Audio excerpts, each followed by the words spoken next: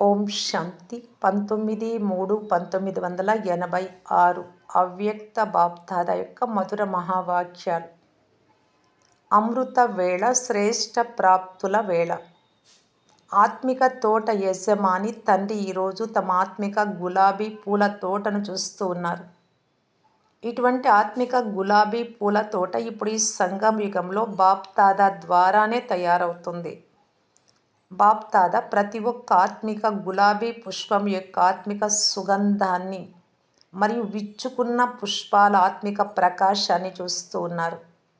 అన్ని సుగంధభరితమైనవే, కానీ కొన్నింటి సుగంధం సదాకాలము ఉంటే మరికొన్నింటి సుగంధం కొద్ది సమయమే ఉంటుంది. కొన్ని గులాబీలు ఎల్లప్పుడూ విచ్చుకొని ఉంటాయి. కొన్ని ఒక్కోసారి విచ్చుకొని ఉంటే ఒక్కోసారి కాస్త ఎండ లేక వాతావరణాన్ని బట్టి వాడిపోతాయి. అయినా కానీ ఆత్మిక తోట యజమాని యొక్క తోటలోని ఆత్మిక గులాబీలే మీరు. కొన్ని ఆత్మిక గులాబీలలో జ్ఞాన సుగంధం విశేషంగా ఉంది. కొన్నింటిలో స్మృతి సుగంధం విశేషంగా ఉంది. కొన్నింటిలో ధారణ సుగంధం ఉంది. కొన్నింటిలో సేవా సుగంధం విశేషంగా ఉంది. కొన్ని సర్వ సుగంధాలతో సంపన్నమైనవి కూడా ఉన్నాయి. మరి తోటలో అందరి దృష్టి ముందుగా దేనిపైకి వెళ్తుంది? దేని సుగంధమైతే దూరం నుండి ఆకర్షిస్తుందో దానిపైకి దృష్టి వెళ్తుంది. ముందుగా అటువైపే అందరి దృష్టి వెళ్తుంది. మరి ఆత్మిక తోట యజమాని ఎల్లప్పుడూ అన్ని ఆత్మిక గులాబీ పూలను చూస్తారు. కానీ నంబర్ వారుగా ప్రేమ కూడా అందరిపై ఉంది. ఎందుకంటే ప్రతి ఒక్క గులాబీ పుష్పానికి తోట యజమాని పట్ల చాలా ప్రేమ ఉంది. యజమానిపై పుష్పాలకు ప్రేమ ఉంది మరియు యజమానికి పుష్పాలపైన ప్రేమ ఉంది. అయినా కూడా సదా సర్వ సుగంధాలతో సంపన్నంగా ఉన్నవి మరియు సదా విచ్చుకున్నవే షోకేస్లో సదాకాలం పెట్టుకొని ఆత్మిక గులాబీలుగా ఉంటాయి. ముడుచుకుపోయిన వాటిని ఎప్పుడూ పెట్టుకోరు. ప్రతిరోజు అమృత వేళ బాప్దాదా స్నేహము మరియు శక్తులతో కూడుకున్న విశేషమైన పాలన ద్వారా అన్ని ఆత్మిక గులాబీ పూలతో మిలనమును చేస్తారు. బాబా కలుస్తారు. అమృత వేళ విశేషంగా ప్రభు పాలన యొక్క వేళ. అమృత వేళ విశేషంగా పరమాత్మ మిలనం యొక్క వేళ. తండ్రి కలిసేటటువంటి సమయం, తండ్రి నుండి ప్రాప్తులు పొందే సమయం, ఇంకా ఆత్మిక సంభాషణను చేసే వేళ, బాబాతో మాట్లాడే వేళ. అమృత వేళ బోలా బండారి యొక్క వరదానాల ఖజానా నుండి సహజంగా వరదానాలు ప్రాప్తించే వేళ. మనస్సులోని కోరికల ఫలాన్ని ప్రాప్తింపచేసుకోవడం అన్న గాయనం ఏదైతే ఉందో అది ఈ సమయంలోని అమృత వేళ సమయపు గాయనం. కష్టపడకుండానే తెరచి ఉన్న ఖజానాలను ప్రాప్తి చేసుకునే వేళ. ఇటువంటి సుందర సమయమును అనుభవం ద్వారా తెలుసుకున్నారు కదా. ఈ శ్రేష్ఠ సుఖాన్ని, శ్రేష్ఠ ప్రాప్తులను అనుభవజ్ఞులే తెలుసుకుంటారు. బాప్దాదా ఆత్మిక గులాబీలందరినీ చూసి చూసి హర్షితులవుతారు. వాహ్ నాత్మిక గులాబీలు అని బాప్దాదా కూడా అంటారు. మీరు వాహ్ వాహ్ అనే పాటను పాడతారు. మరి బాప్దాదా కూడా ఇదే పాటను పాడతారు. అర్థమైందా? మురళీలనైతే చాలానే విన్నారు. విని విని సంపన్నులైపోయారు. ఇప్పుడు మహాదానులుగా అయ్యి పంచే ప్లాను తయారు చేస్తూ ఉన్నారు. ఈ ఉత్సాహం, ఉల్లాసం చాలా బాగుంది. ఈరోజు యూకే అనగా ఓకేగా ఉండేవారి టర్న్. డబల్ విదేశీలో ఒక మాటను విని బాప్దాదా ఎల్లప్పుడూ నవ్వుతూ ఉంటారు. అదేది? ప్రతిదానికి థ్యాంక్ యూ, ధన్యవాదాలు, థ్యాంక్ యూ అని అంటూనే బాప్దాదాను కూడా గుర్తు చేస్తుంటారు.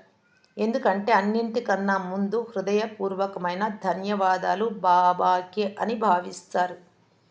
కనుక ఎవరితోనైనా థ్యాంక్ యూ అని అనేటప్పుడు ముందుగా బాబా గుర్తుకొస్తారు కదా.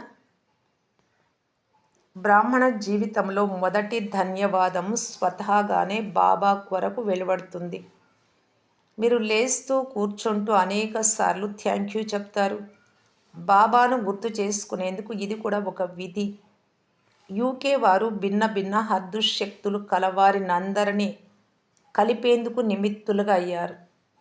అనేక రకాల నాలెడ్జ్ కల శక్తులు, భిన్న భిన్న శక్తులు కలవారు, భిన్న భిన్న వర్గాల వారు, భిన్న భిన్న ధర్మాల వారు, భిన్న భిన్న భాషల వారు, వీరందరినీ కలిపి ఒకే బ్రాహ్మణ పరివారంలోకి తీసుకురావటం, బ్రాహ్మణ ధర్మంలోకి, బ్రాహ్మణ భాషలోకి రావటం.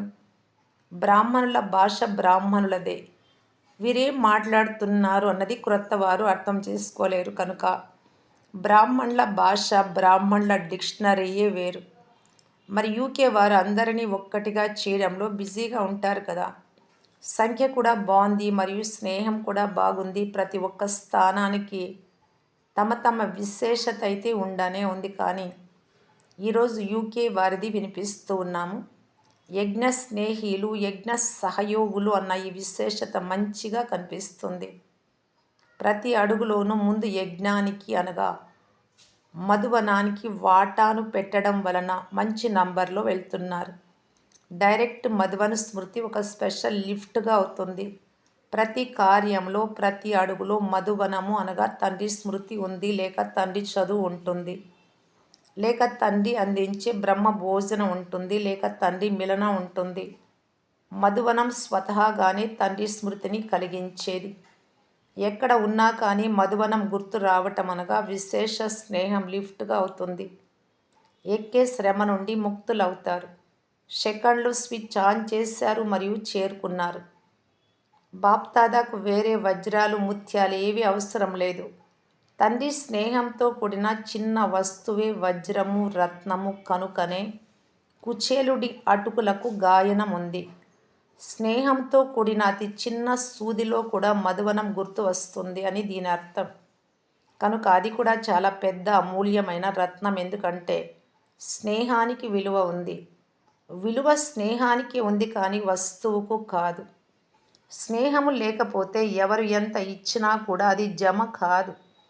మరియు స్నేహంతో కొంచెం జమ చేసినా కూడా దానికి పదమాల జమ అవుతుంది.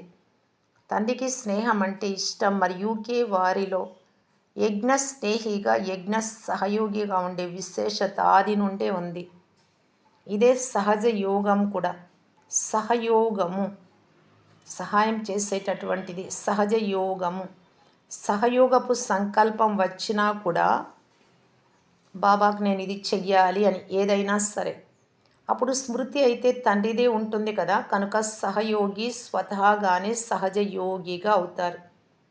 యోగము తండ్రితో ఉంటుంది మరియు మధువనంతో అనగా బాప్దాదాతో ఉంటుంది. కనుక సహయోగిగా అయ్యేవారు కూడా సహజ యోగము అనే సబ్జెక్ట్లో మంచి నెంబర్ని తీసుకుంటారు. మనస్ఫూర్తిగా చేసే సహాయము తండ్రికి ప్రియం. కనుక ఇక్కడ స్మృతి చిహ్నాన్ని కూడా దిల్వాలా మందిరంగా తయారు చేశారు. కనుక దిల్వాలా తండ్రికి హృదయపూర్వక స్నేహం, హృదయపూర్వక సహయోగమే ప్రియమైనవి. చిన్న మనస్సు కలవారు చిన్న వ్యాపారం చేసి సంతోషపడిపోతారు. మరి పెద్ద మనస్సు కలవారు అనంతమైన వ్యాపారం చేస్తారు. పునాది పెద్ద మనస్సు కనుక విస్తారం కూడా పెద్దదిగా అవుతూ ఉంది. ఏ విధంగానైతే చాలా చోట్ల ఉన్న వృక్షాలను చూస్తే వృక్షపు శాఖలు కూడా కాండంలా అయిపోతాయి. మరి యూకే పునాది ద్వారా కాండం వెలువడింది, శాఖలు వెలువడ్డాయి. ఇప్పుడు ఆ శాఖలు కూడా కాండంగా అయ్యాయి. ఆ కాండం నుండి కూడా శాఖలు వెలువడుతున్నాయి. ఆస్ట్రేలియా వెలువడింది, అమెరికా, యూరప్, ఆఫ్రికా వెలువడ్డాయి. అన్ని కాండాలుగా అయ్యాయి. మరియు ప్రతి ఒక్క కాండం యొక్క శాఖలు కూడా మంచిగా వృద్ధిని పొందుతున్నాయి. ఎందుకంటే పునాది స్నేహము మరియు సహయోగము అనే నీటితో దృఢంగా ఉంది. కనుక విస్తారం కూడా మంచిగా ఉంది మరియు ఫలాలు కూడా మంచిగా ఉన్నాయి. అచ్చా, ఓం శాంతి.